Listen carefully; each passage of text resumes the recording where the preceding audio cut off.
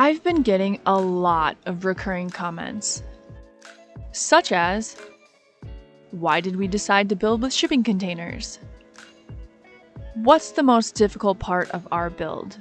And how much did it cost? So today I decided it's time to answer your questions. Let's get started.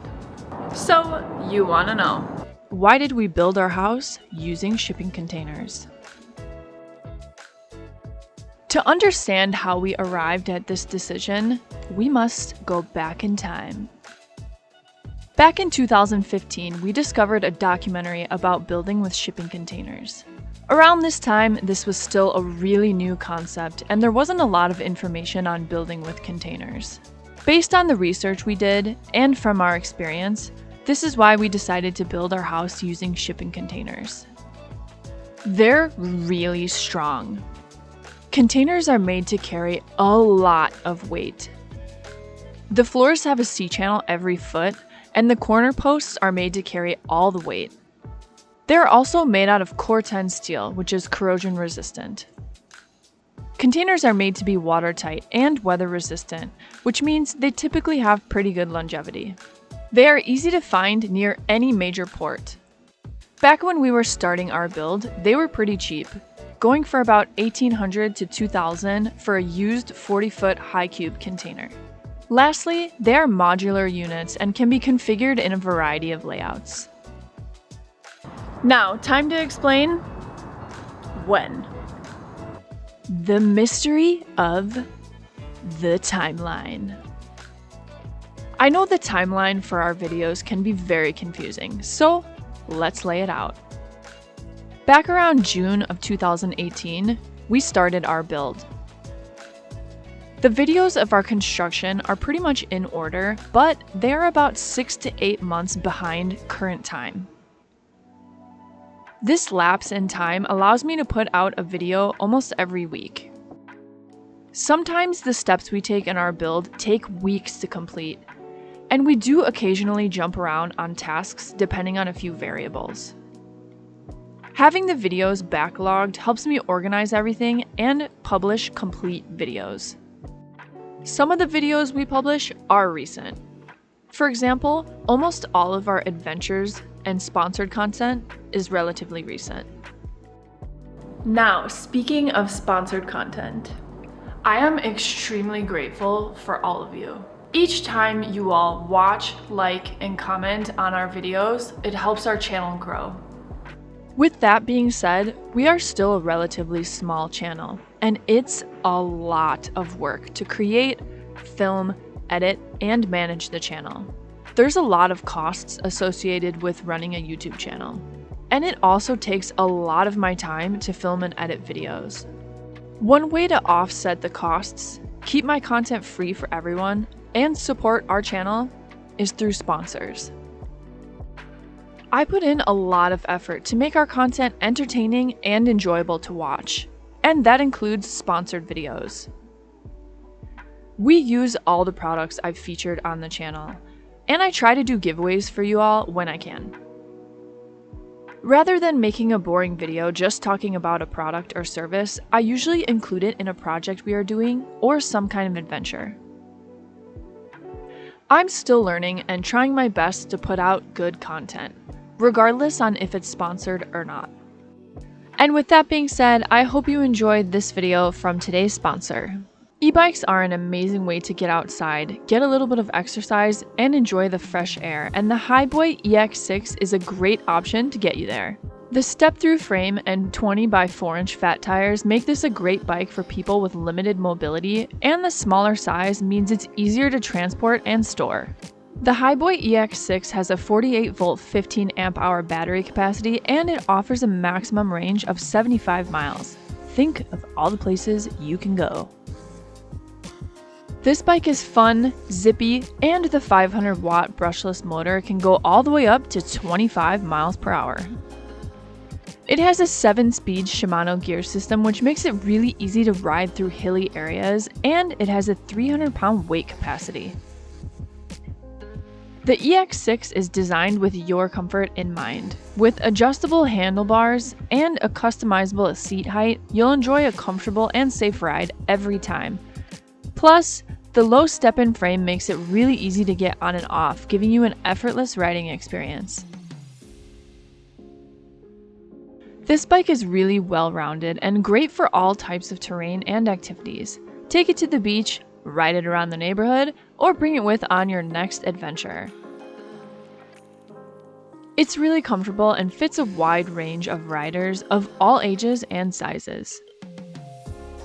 Having an e-bike is an excellent way to get outside, explore, and stay active.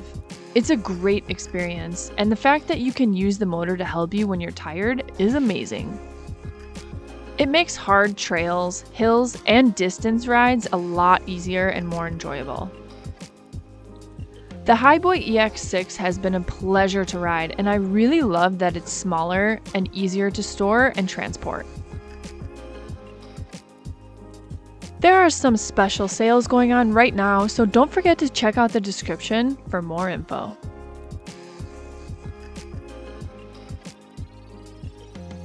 Be sure to click the exclusive link in the description if you guys are interested in picking up a HIBOY EX6.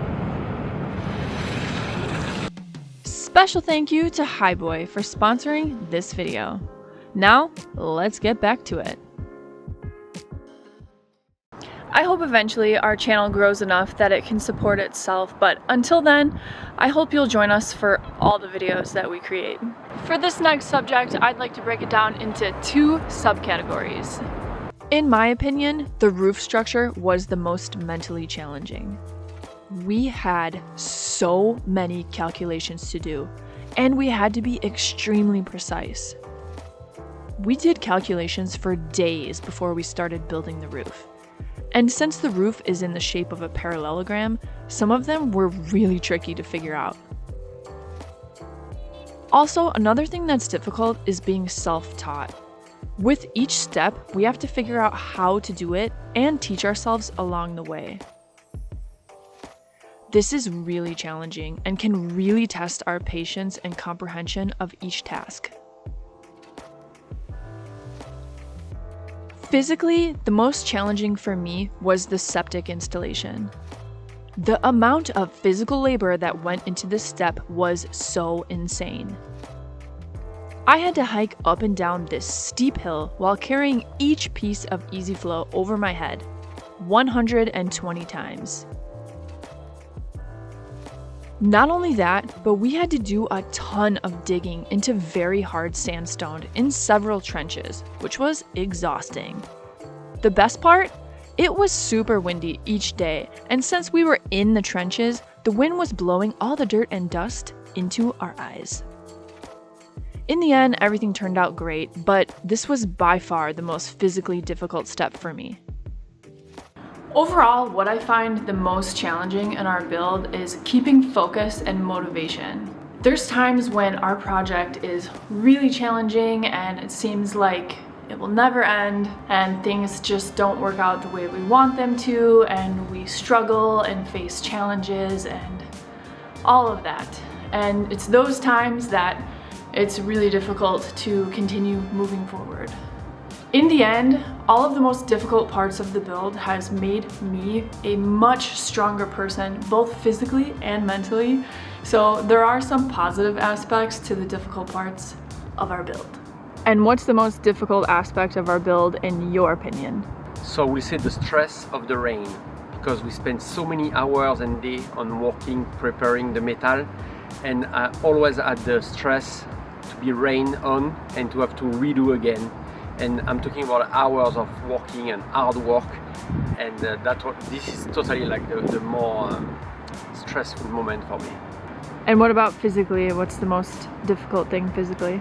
Physically, I think that was the roof, because to work with so much height, like 3-story high, that start to make like every movement, and like they can be like become very dangerous. And yeah, I think working to the roof was the more hard.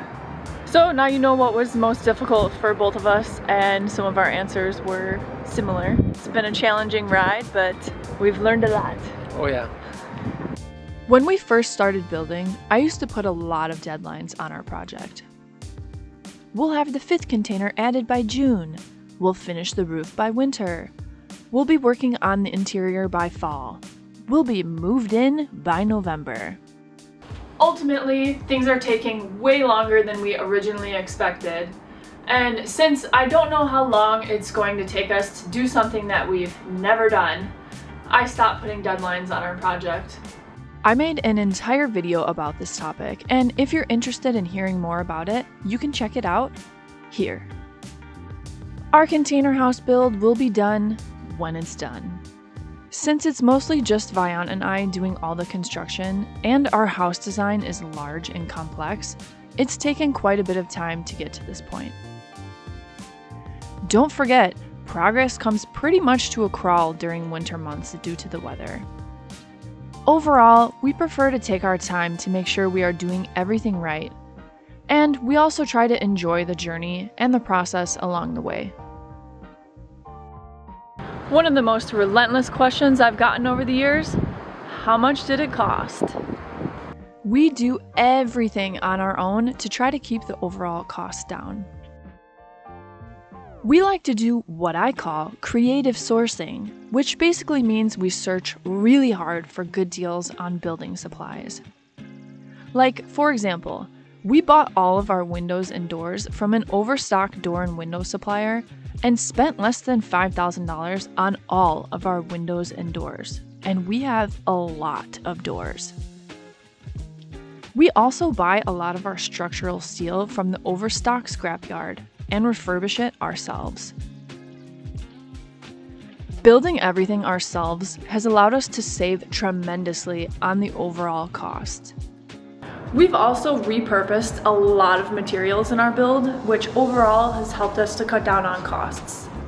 For now, I'm going to withhold the overall cost and budget info because if we can pull this off, it's going to shock you. I'm planning on doing a cost breakdown video once we near the end of our build, so stay tuned for that. The only thing I will say is so far we are pretty much on budget, and that is the only hint I'll give.